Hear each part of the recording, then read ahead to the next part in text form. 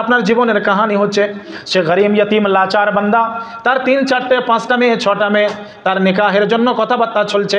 আর সে কথাবার্তা গিয়েছে মূর্খা ডাং লোকগুলো। যেদিন কথাবার্তা মাংনি হচ্ছে না, মাংনি মানে কি লসমন্দি যেদিন হচ্ছে সেদিন দেখবেন আমার গাঁওয়ার যত পাগল আছে মহল্লার, সে পাগল লোকগুলোকে নিয়ে যায়। শরিয়ত বলছে কি জানেন? শরিয়ত বলছে যে মেয়েটার বাড়ি তুমি যাচ্ছ, নিকাহের কথাবার্তা হচ্ছে, সে মা বাপ ওলামারা বলছেন সে মা বাপকে তুমি জিজ্ঞেস করো যে ভাই আপনি যদি বলেন তাহলে আপনার বাড়িতে আমরা 10 জন আসবো বরযাত্রী নিয়ে। কজন? 10 জন। আপনি যদি বলেন 20 জন, 20 জন নিয়ে যাব। আপনি যদি বলেন 30 জন, আপনার ওপরে কোনো চাপ নাই। ওলামারা বলেন কোনো মানুষের ওপরে জুলুম করে যদি তার বরযাত্রী নিয়ে যায়, বলছে সেইখানে তার খানা পিনা খাওয়া সব হারাম হবে। কী হবে? খানা পিনা হারাম। আর আমরা এত মূর্খা ডাং, আমরা বলি হ্যাঁ, যখনই কথাবার্তা হয় না বেশি আসবো না, 80 জন আছি, বেশি আসবো না 80 জন। আবার এখানে যদি হয় তেরি মেরি খানি হয়, ও একটা পাগল। এবার দেখছি এত মজলিসের ভিতরে আছি, যদি আমি বলি যে না 30টা নিয়ে আসবেন, তাহলে আমি ছোট হয়ে যাব। হ্যাঁ, ছোটো মোটোর কোনো কাহানি নাই। রিবায়তের মধ্যে কোনো রিবায়তে কোনো হাদিসে এরকম খুঁজে পাওয়া যায় না। একটা হাদিস আমি খুঁজে পেলাম, আবার সেই হাদিসটা বলছে জাইফ। সে হাদিস কি? জাইফ। বরযাত্রী যাওয়া, তার মা বাপ যদি বলে, তার মা বাপ যদি ইজাজত দেয়, মেয়ের মা বাপ যদি ইজাজত দেয় যে আমি মেহমান হিসাবে আমি 30 জনকে কবুল করছি, আপনারা 30 জন চলে আসেন, তাহলে আপনার খানা হালাল হবে।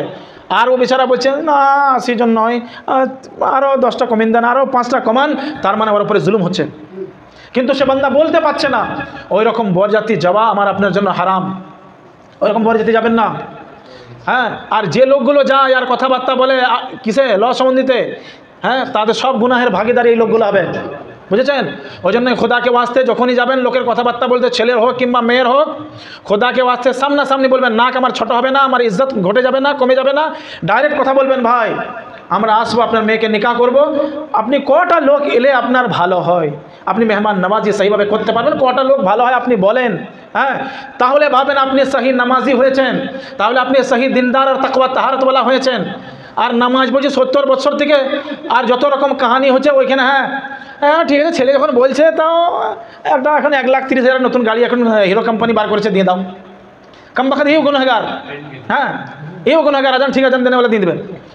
তো মোহতরম বুজুর্গ দোস্ত, যারা জিম্মেদার লোক, যারা যায়, তাদের জন্য জিম্মেদারি হচ্ছে গাড়ি ঘোড়ার কথাবার্তা যদি হয় সেখানে আপনি মুখ বন্ধ রাখবেন না, মুখ খুলেন। কেন? আপনি গুনাহের ভাগে আপনি হচ্ছেন। হ্যাঁ, ওখানে মুখ খুলেন আপনি যে না শোনেন, আপনার যেটা খুশি হবে আপনি তোহফা হিসাবে আপনার জামাই বিটিকে আপনি দেবেন, আপনি নিজের ইচ্ছায় দেবেন। আমরা কেন বলবো আপনাকে যে এত এই গাড়ি ঘোড়া লাগবে, হাতি লাগবে, হ্যাঁ টাটা সুমো লাগবে, 407 লাগবে না, ওসব সব লিয়া হারাম। হ্যাঁ, একটা জিনিস মনে রাখেন, জাহেজ দেওয়াটা হচ্ছে জায়েজ। জাহেজ দেওয়া হচ্ছে জায়েজ। আপনার শ্বশুর যদি আপনাকে আফ্রিকার জঙ্গল থেকে বড় হাতি এনে দেয়, নেওয়া জায়েজ।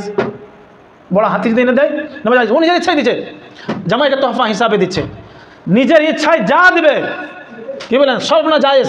কিন্তু যখন আপনি বলবেন শ্বশুর আব্বা আমাকে এখন নতুন হিরো কোম্পানি একটা গাড়ি বার করেছে, 1,30,000 নিউ মডেল, মাথাটা গাড়ির একদম ছুঁচলো বড় কাতলা মাছের মতো বেরিয়েছে, সেটা যদি আপনি দেন খুব ভালো হয়। তার মানে এটা হচ্ছে হারাম। বরযাত্রী আপনি আছেন 300-400 হয়ে গেলেও হারাম। মানে যা কিছু আপনি শ্বশুর আব্বার কাছ থেকে নেবেন, তাকে জুলুম করে কথাবার্তা বলে সব হারাম। আপনাকে নিজের ইচ্ছায় যদি দেয় আলহামদুলিল্লাহ, বুঝতে পারলেন? নিজের ইচ্ছায় যা দেবে আলহামদুলিল্লাহ, আপনি বলতে পারবেন না আমাকে এটা দিতে হবে, সেই দিতে হবে। হ্যাঁ, আপনাকে যদি বিয়ের জন্য গাড়ি ভাড়া করার জন্য, বরযাত্রীকে নিয়ে যাওয়ার জন্য আপনার শ্বশুর যদি বলে যে সাহাব তোমার জন্য তোমার টাকা পয়সা নাই, ব্যবসা বাণিজ্য তোমার ঠিকঠাক নাই, তোমার কাছে কিছুই নেই, তার জন্য তুমি তোমার মেহমানদেরকে আমার বাড়ি নিয়ে আসবে, লাও আমি আমার তরফ থেকে 1 লাখ টাকা, 75,000, 50,000 টাকা আমি দিয়ে দিচ্ছি, এটা খরচ করবে, আলহামদুলিল্লাহ জায়েজ। হ্যাঁ, আর আমি এই বান্দা যত এই কামবাখাতগুলো যত যাই লসমন্দিতে কথা বলার জন্য, তার মধ্যে দেখবেন 6-7টা নামাজি লোক থাকে। কি 6-7টা দেখবেন নামাজি থাকে, আর 5-6 মাতালরা থাকে।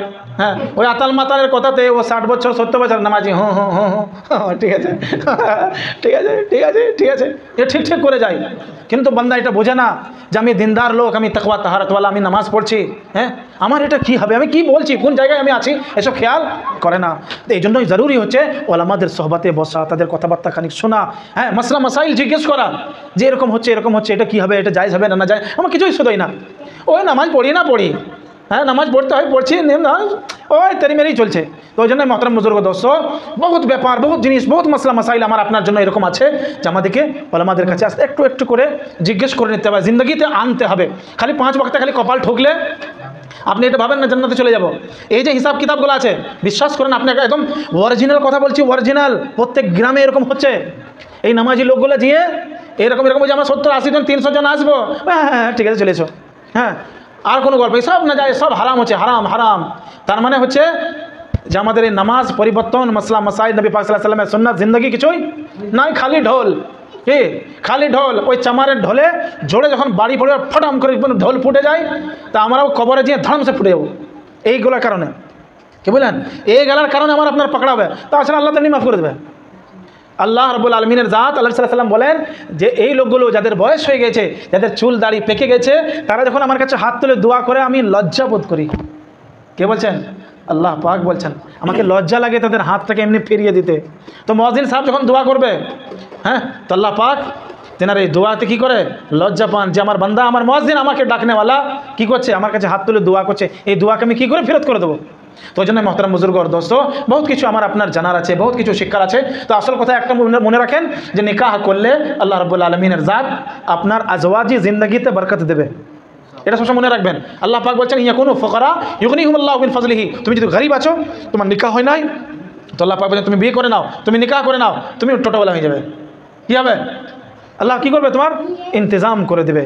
এটা মনে মনে ভেবে নয় যে তো গরিব আছি কী করে খোয়াবো, মা বাপ কী করে দেখবো, স্ত্রী কী করে দেখবো, কিছু নাই। আল্লাহ পাক কী করবে? সব ইন্তজাম করবে। আল্লাহ পাক আমাদের সকলকে এইসব কথা প্রমাণ করা তৌফিক দান করুন। আখির দাওয়ানা আলহামদুলিল্লাহি রাব্বিল আলামিন।